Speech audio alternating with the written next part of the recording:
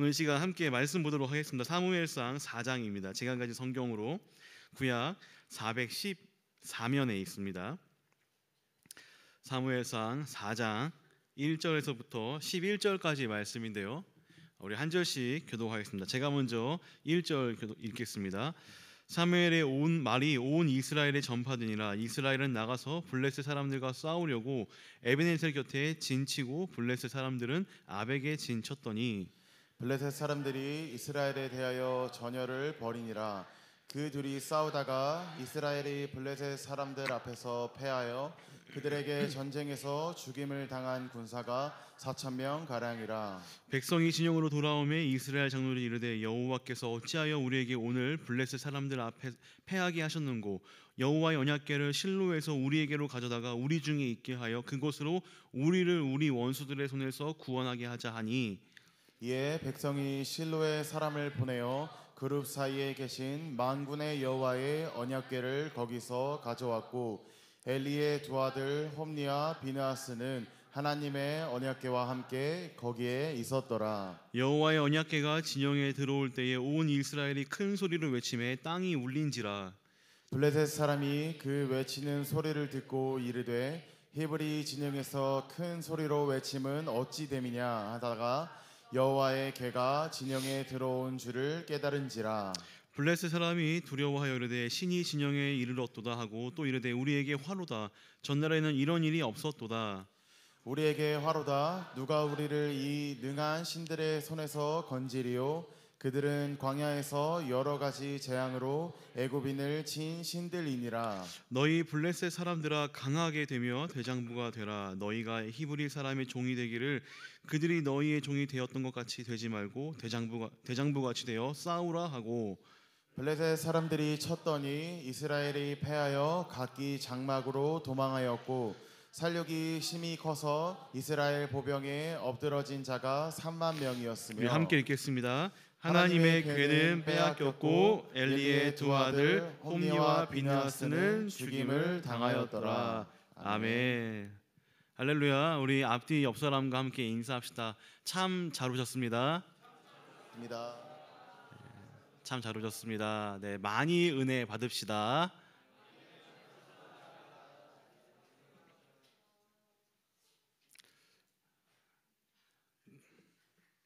여러분들 얼굴 보니까 너무 반갑네요.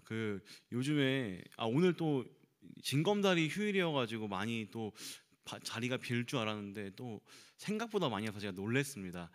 여러분들 긴 연휴 가운데 쉼을 또 잘 얻어서 또 좋은 안식의 시간들 되길 바랍니다. 오늘 미신적 신앙이라고 제가 제목을 삼아봤습니다. 여러분들 미신이 뭔지 아시죠? 제가 밤에 손톱을 자르는데 김재영 전도사님께서 목사님 큰일 나요. 쥐가 먹으면 목사님 또 생겨요. 막 제가 그 얘기 듣고 제발 좀 한 명 더 생겼으면 좋겠다. 목사님 빨간색으로 이름 쓰면 큰일 나요. 죽어요. 막 이런 미신 뭔지 아시죠? 병원에 가면 몇 층이 없어요? 4층이 없어요. 그런 거 많죠. 또 문지방에 서 있으면 엄마한테 이거 무슨 말이에요? 때려달라는 말이죠. 다리 떨면 뭐라고 얘기하고요? 복 나간다 그러고. 제가 아주 종합 선물 세트입니다. 다리 떨고 문지방에서 이러고 있었는데 이거는 동양적인 어떤 미신뿐만 아니라 서양에도 분명히 그런 게 존재하고 있습니다. 서양에서는 뭐죠? 13일에 뭐 금요일 이거 밤에 나가면 안 되는 날이고요. 또 뭐 거울을 깨면 이렇게 큰일 난다. 재채기하면 영혼이 나간다. 이런 것들이 세계 어디나 다 이렇게 미신적인 요소들이 있습니다. 그래서 이 미신적인 것을 한번 생각해 보면 이것이 결국에 어떤 것을 의미하냐면요. 이것이 나에게 유익이 되냐, 나에게 행운을 가져다 주냐, 아니면 내게 어떤 저주나 안 좋은 일이 생기는 것, 이런 것들이 이 미신의 주요 내용들입니다. 그리고 이거를 조금 더 이 미신적인 것을 생각해 보면요, 사실 이 미신이라는 것은요, 내가 이런 요소들을 좀 컨트롤할 수 있고 내가 좀 좌지우지할 수 있는 나의 의지가 여기에 좀 중요하게 적용이 된다라는 것입니다. 그러니까 내가 충분히 뭔가를 할 수도 있고 내가 이것을 충분히 막을 수도 있는 게 이 미신적인 것이라. 이해가 되시나요? 그러니까 결국에 이 미신이라는 것은요, 내가 나의 안전을, 나의 복을, 혹은 내가 어떻게 저주를 피하기 위해서 내 상황과 여건을 조절할 수 있다라는 것을 얘기해주고 있습니다. 발을 안 떨면 되죠. 빨간 글씨로 이름 안 쓰면 되잖아요. 다 할 수 있는 것들입니다. 자, 그런데 여러분들 오늘 이 말씀을 보면요, 이 미신적이라는 이 요소가 어디에 붙습니까? 신앙에 붙습니다. 그러니까 이 미신적인 요소들이 우리가 하나님을 믿는 이 신앙생활에도 충분히 있을 수 있다는 것을 얘기해주고 있습니다. 오늘 본문이 바로 그것을 잘 얘기해주고 있습니다. 저는 오늘 말씀을 통해서 이 이스라엘 백성들이 저질렀던 이 미신적 신앙의 모습들이 어떤 것인지 한번 살펴보고, 그리고 그 결말이 어떻게 되는지, 그리고 우리는 어떻게 살아가야 되는지 한번 살펴보도록 하겠습니다.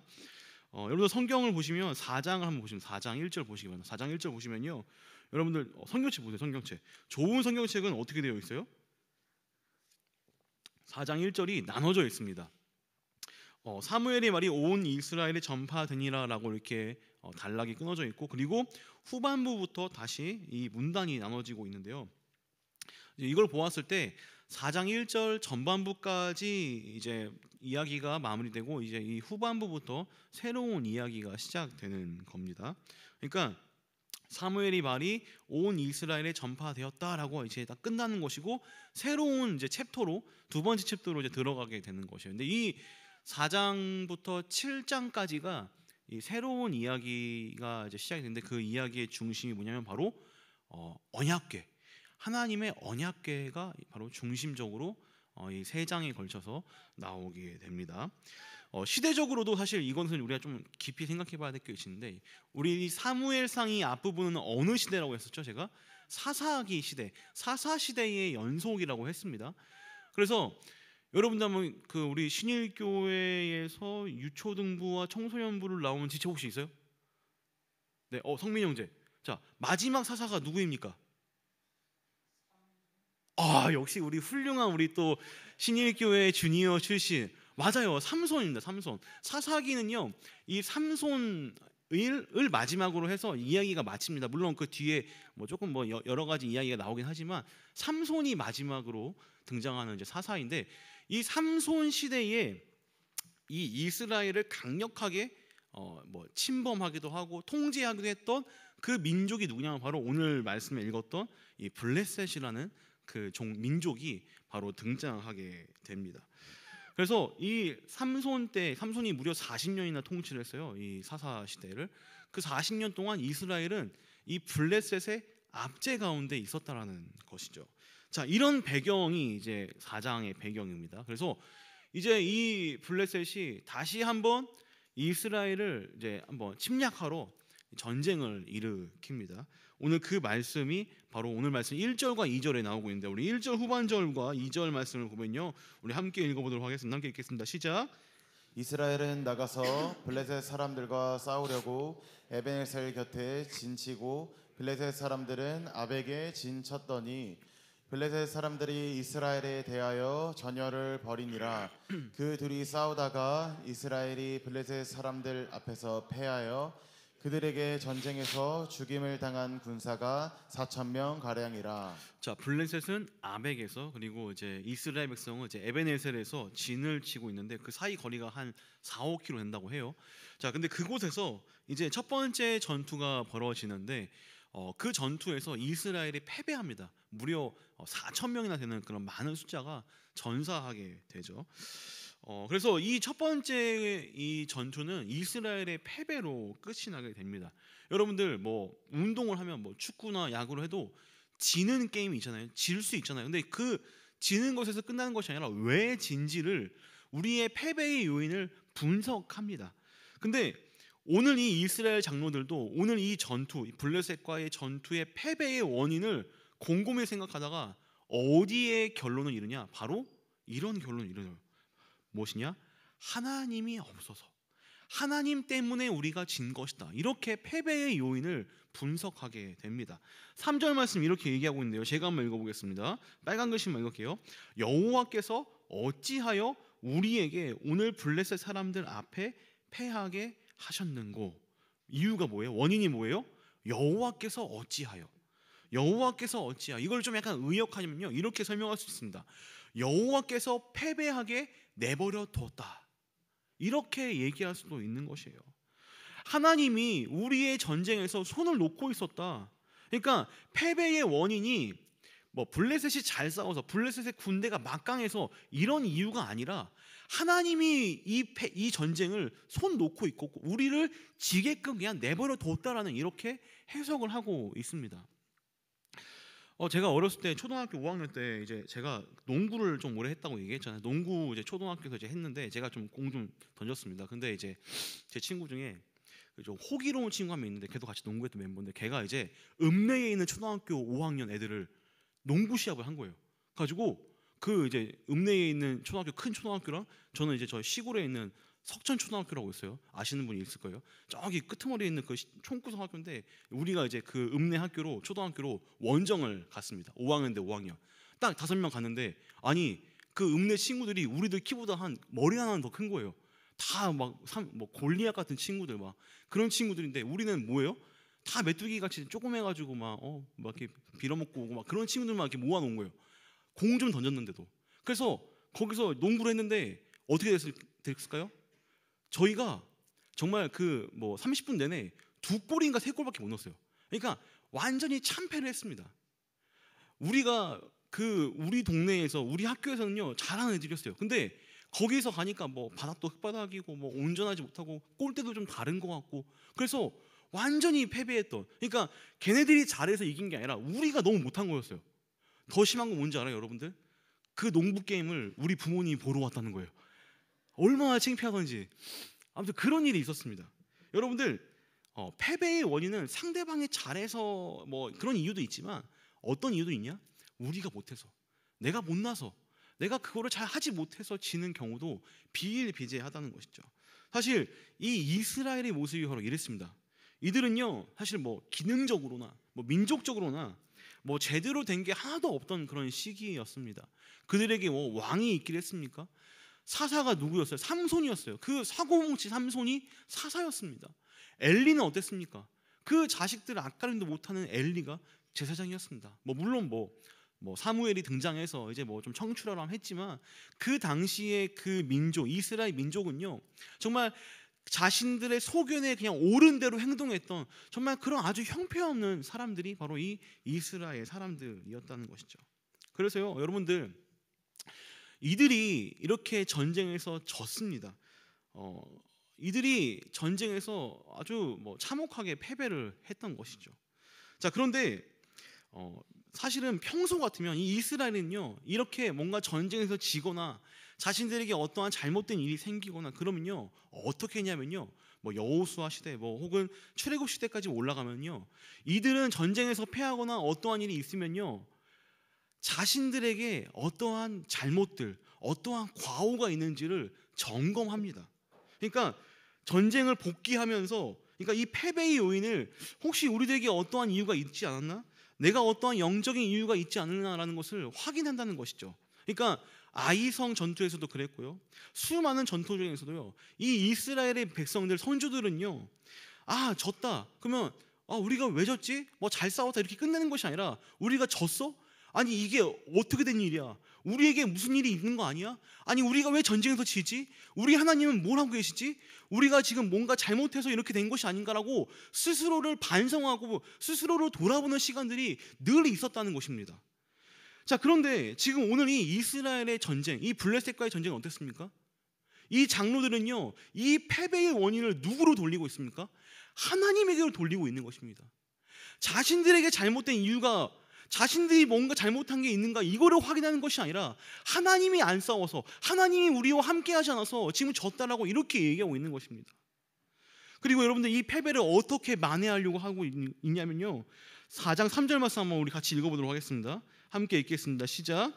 백성이 진영으로 돌아오매 이스라엘 장로들이 이르되 여호와께서 어찌하여 우리에게 오늘 블레셋 사람들 앞에 패하게 하셨는고 여호와의 언약궤를 실로에서 우리에게로 가져다가 우리 중에 있게 하여 그것으로 우리를 우리 원수들의 손에서 구원하게 하자 하니. 자 뭐라고 얘기해요? 하나님의 언약궤를 우리에게로 가져오자. 하나님을 우리에게로 가져오자.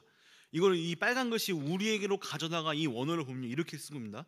우리를 위해서 가져와서 우리를 우리 원수의 손에서 건져내자. 지금 우리가 몇 번이나 나오고 있어요? 우리가 지금 하나님을 누구를 위해서 쓰자는 겁니까? 하나님을 나를 위해서, 하나님을 우리를 위해서 사용하자, 이렇게 하고 있는 것입니다. 지금 하나님이 지금 수단이 되어버린 거예요.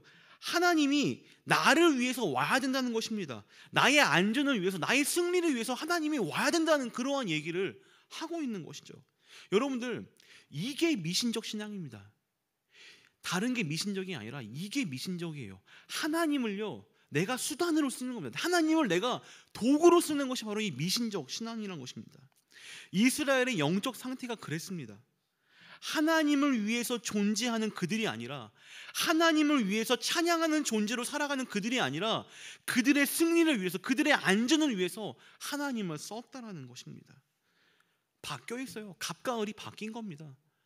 주인과 종이 바뀐 겁니다. 왕과 백성이 바뀐 것입니다.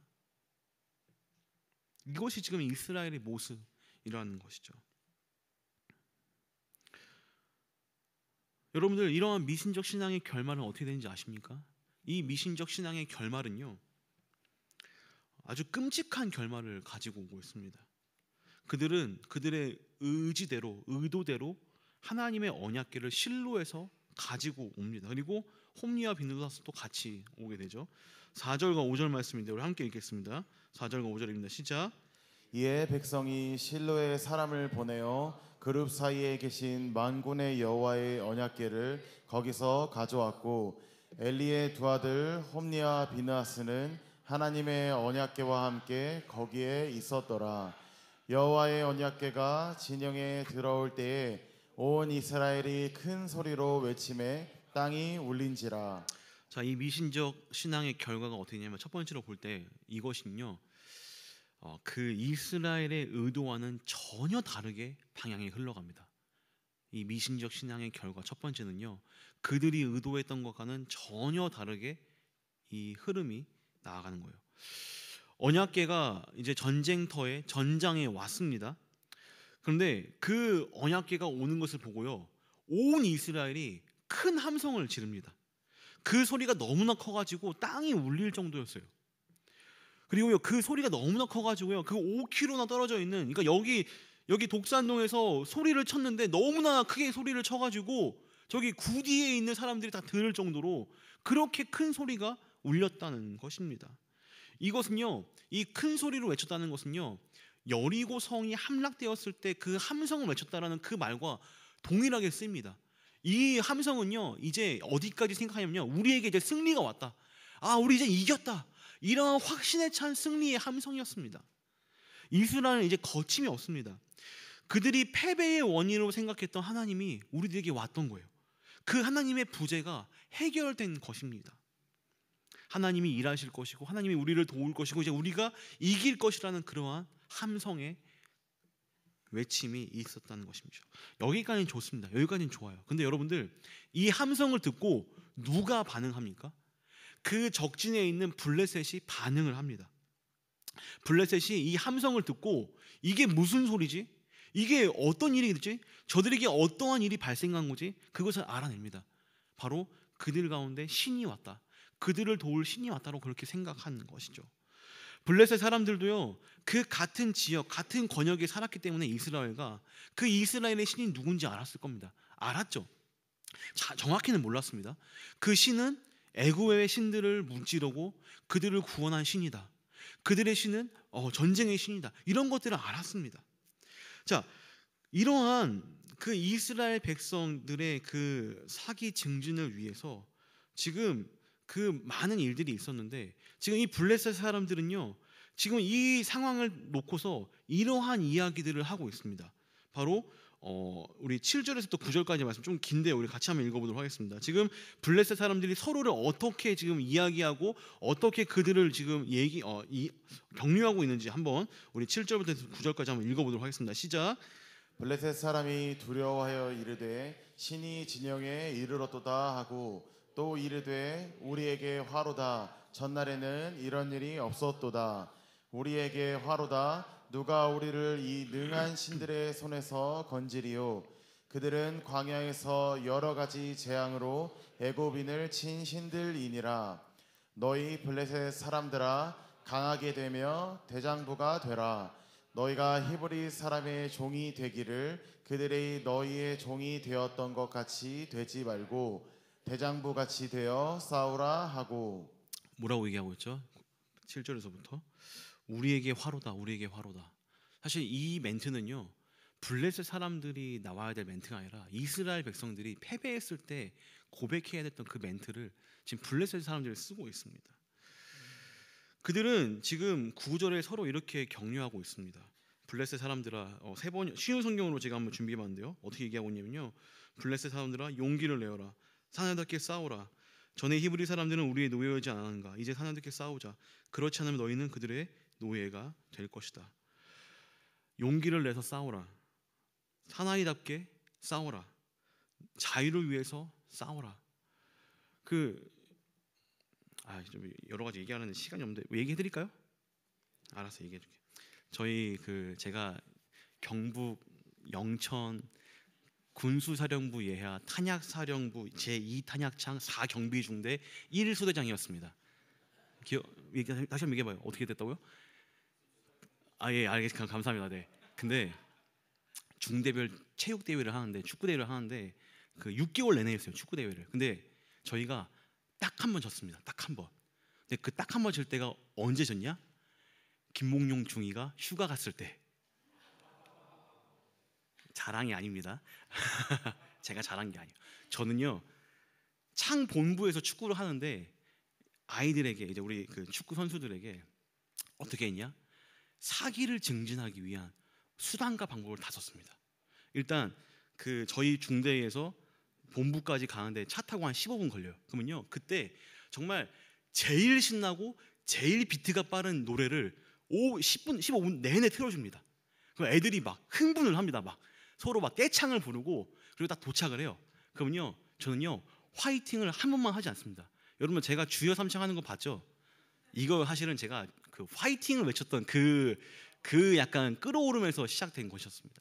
그러니까 화이팅을요 5분에 한 번씩 축구할 때마다 계속 해주는 거예요. 애들이 막 이만큼 막 열이 받아가지고 우리는 죽을 4경비중대인데 오늘 여기서 죽어버리자면서 막 애들이 막 진짜 그렇게 축구를 해요. 여러분들, 이 사기를 증진하는 게 전쟁에서 굉장히 중요합니다. 오늘 말씀에서 이 블레셋 사람들도요 지금 뭐라고 얘기하고 있죠? 사나이답게 싸우자. 우리가 질 수 없지 않냐? 지면 노예가 되는데 우리가 얻은 이 자유를 어떻게 우리가 다시 빼앗길 수 있겠냐? 이렇게 사기를 증진하고 있는 것입니다. 그러니까 여러분들, 지금 이 상황은요, 이스라엘 백성들이 언약궤를 가져옴으로써 이스라엘 백성들의 사기가 올라갔습니다. 그런데 그들의 의도는 여기서 끝나야 됐어요. 그들의 의도는 이렇게 사기가 증진된 이스라엘이 전쟁을 해서 승리하는 거였습니다. 그런데 지금 어떠한 반응이 일어납니까?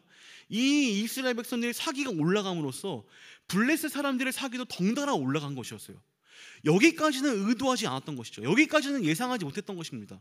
그래서 지금 이 블레셋 사람들이 이스라엘 사람들과 두 번째 전투를 하게 됩니다. 여기서 어떻게 되었냐? 바로 엄청난 패배를 경험하게 된 것입니다.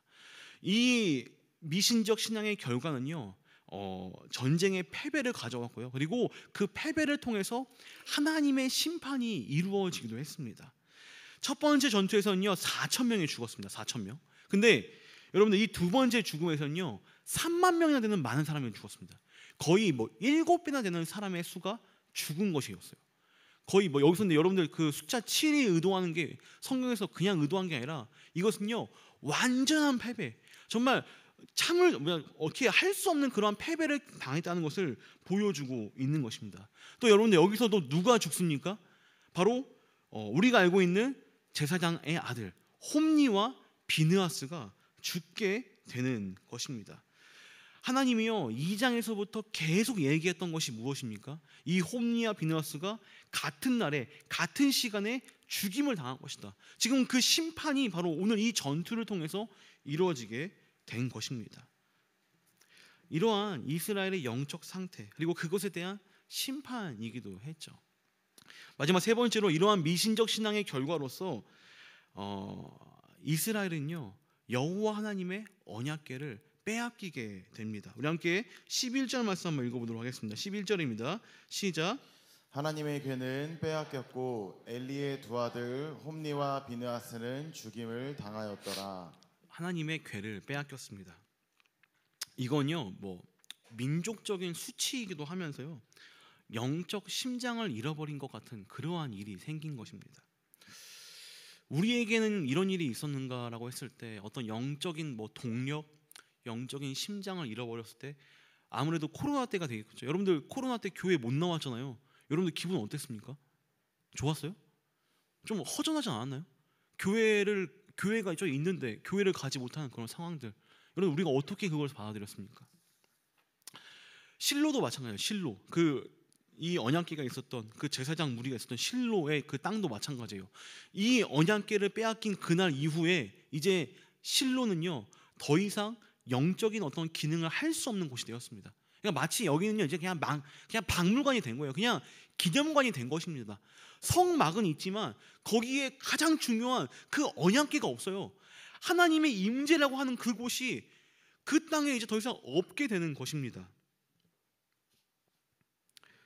여러분들, 우리도 종종 이러한 잘못들을 범할 때가 있지 않습니까? 우리도 종종 정말 하나님의 위치로 세워놓지 않고 하나님을 나의 도구로서, 나의 수단으로서 쓸 때가 있지 않습니까? 오늘 말씀을 한번 정리해 봅시다. 우리는요, 이러한 미신적 신앙을요, 거부해야 합니다. 거부해야 합니다. 이 거부는요, 하나님을 원래의 자리로 옮겨놔야 되는 그러한 첫 번째 우리의 할 일들이 필요한 것입니다. 여러분들, 우리의 기도 제목 한번 잘 곱씹어 보세요. 여러분들의 기도 제목, 여러분들 기도 제목 보면요, 하나님이요 수단입니까? 하나님이 여러분들의 기도 제목의 목적이 됩니까? 하나님이 여러분들의 수단이었다면 그 위치를 다시 바꿔 놓아야 합니다. 여러분들의 기도 제목들도요, 여러분들의 예배의 그 자리도요, 여러분들의 그 삶에 임하는 태도도요, 그 하나님을 원래 자리로 돌려놓을 때 많은 것들이 바뀌게 될 것입니다. 이번 주에 제가 마을 모임을 이제 진행을 했는데요, 리더들과 함께 마을 모임을 진행했는데 그때 뭘 했냐면요, 서로의 기도 제목을 듣고 기도 제목을 바꿔주기로 했습니다. 오늘 말씀을 이제 선행학습하면서 기도 제목 얘기하면 이 기도 제목을요, 조금 더 살을 붙여주고 조금 더 풍성하게 해주고 조금 더 하나님을 위한 기도 제목으로 바꿔주자라고 해가지고 서로 우리 리더들이 굉장히 좋은 시간을 가졌습니다. 나만 좋았나요? 한 3시간 했어요. 죄송하긴 해요. 여러분도 소그룹 시간에 한번 해보시기 바랍니다. 그 기도 제목을 나의 시각에서 보지 말고 서로 같이 기도해 줄 때 더 하나님을 위해서 더 풍성한 기도 제목으로, 더 은혜스럽게 기도 제목 한번 바꿔주시기 바랍니다. 여러분들, 제가 첫 번째로 얘기합니다. 하나님을 나의 안정과 나의 복, 나의 잘됨을 위해서 그렇게 쓰지 마시기 바랍니다. 그런 분이 아니십니다. 또한 여러분들, 오늘 말씀을 통해서 우리가 두 번째로 볼 수 있는 그 적용은요, 어떠한 영적 문제에 있어서, 어떠한 영적인 문제에 있어서 우리가 그 문제가 생기면요, 우리 스스로를 한번 돌아봐야 합니다. 우리 자신을 한번 되돌아봐야 하는 그러한 시간이 필요합니다. 물론 어떠한 문제가 생길 때마다 우리가 반성하고 고찰하고 스스로를 자책하고 이런 뜻은 아닙니다. 여러분 한번 들어보세요. 사실 여러분들 삶 속에서요, 오늘 이 이스라엘의 패배와 같은, 오늘 이 이스라엘의 이 전쟁의 패배와 같은 일들이 많아요, 적어요? 많아요. 적지 않습니다. 여러분들 지는 일, 패배하는 일, 좌절하는 일이 많이 있습니다. 그럼 여러분들 오늘 이 말씀을 배웠으니까 이제 우리가 어떻게 적용해야 돼요?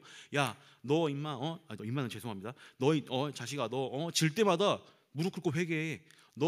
네가 잘못했으니까 반성해. 너 잘못하고 실패할 때마다 맨날 금식기도 하고 그렇게 해야 돼. 이렇게 적용을 끝내면요, 저는요 50점짜리밖에 안 되는 설교를 한 거예요. 50점. 이렇게 하면요 그냥 정죄밖에 안 됩니다. 내 스스로를 깎아먹는 것밖에 안 됩니다. 여기서 우리는 조금 더 나가야 돼요. 조금 더. 어떻게 나가야 되냐? 이걸 제가 좀 명쾌하게 풀어줬는데 제가 이렇게 한계가 좀 있어가지고 여러분들 잘 이해해서 들으시면 됩니다. 성령님의 조명하심으로 들으시기 바랍니다.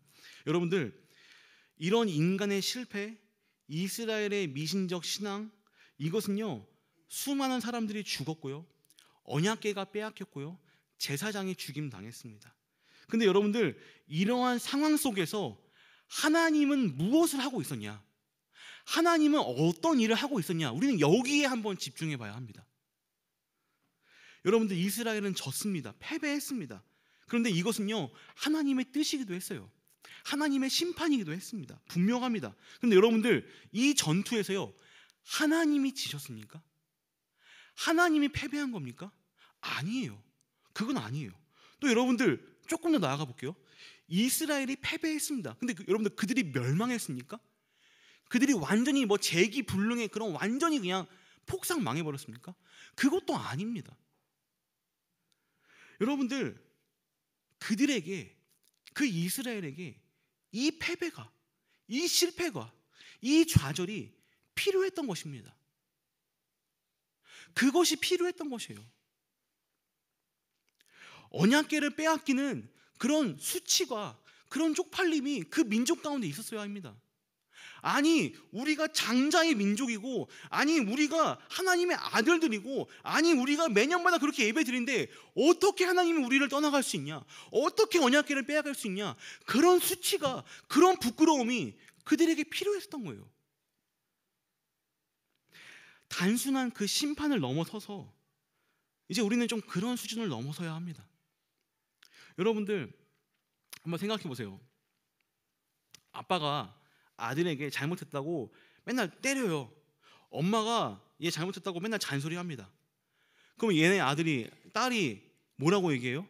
나는 엄마 아빠 싫어. 나는 옆집 엄마 아빠한테 엄마 아빠라고 할 거야. 막 이럽니까? 반대로 제가 열받아가지고, 야 김평아, 너 집 나가버려, 자식아. 그러면 아들이, 아버지, 아저씨 그동안 감사했습니다 하고 나가요? 진짜 집 나갑니까? 진짜 집 나가라고 해서 나가라는 그 의도예요? 아니잖아요. 여러분들 부모 되면 알 거예요. 얼마나 속색이는지. 근데 그게 아닙니다. 진심은. 때리지만, 잔소리하지만, 집 나가라고 하지만, 그것은요, 그 진심이 거기 안에 숨겨져 있는 거예요. 우리는 그거를 발견해야 합니다.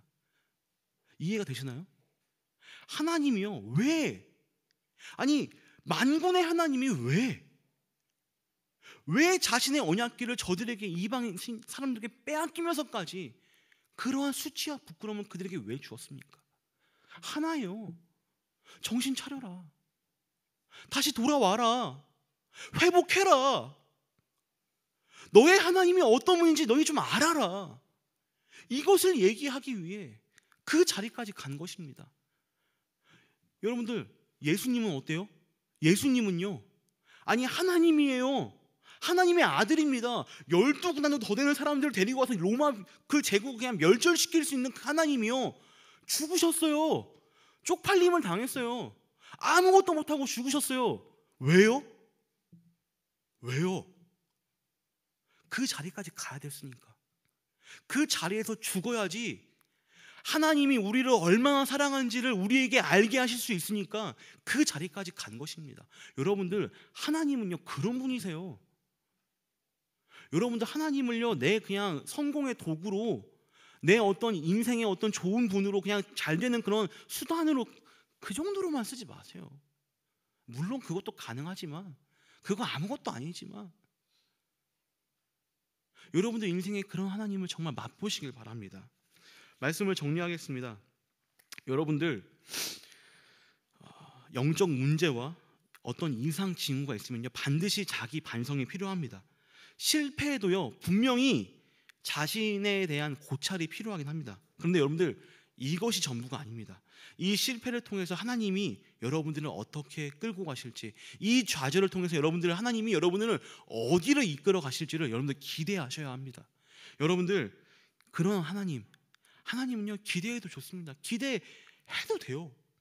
우리 하나님은요, 그냥 단순히 여러분들 못했다고 때리고 혼내고 꾸중하는 하나님이 아니라, 오늘 말씀에는 아니지만 출애굽기 34장 6절 말씀 이렇게 얘기합니다. 우리 하나님을 어떻게 하나님을 얘기하고 계시는지 우리 한번 한 목소리 읽어보도록 하겠습니다. 시작.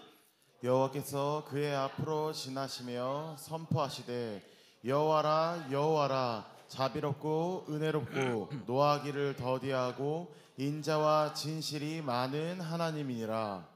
우리 하나님을 뭐라고 얘기합니까? 자비롭고 은혜롭고 노하기를 더디하고 인자와 진실이 많은 하나님이라. 여러분들, 우리가 믿는 하나님이 그런 하나님이에요. 여러분들이 따르고 있는 하나님이 그런 하나님이십니다. 여러분들 인생 가운데서 정말 그 하나님이 늘 여러분들과 동행하길 저는 간절히 바랍니다. 간절히 바라요. 우리 하나님을 이런 표현 좀 쓰기로 쪼잔하게 만들지 마십시다. 우리 하나님을 원래의 자리에다가 올려놓읍시다. 우리 하나님을 원래의 자리에다가 올려놓고 우리가 함께 그분을 높이는 그러한 인생들 되시길 바랍니다. 뭐 엄청 많은데 그냥 짧게 끝내겠습니다. 그런 하나님 믿으시기 바랍니다. 우리 함께 일어나서 결단 찬양하며 나가도록 하겠습니다.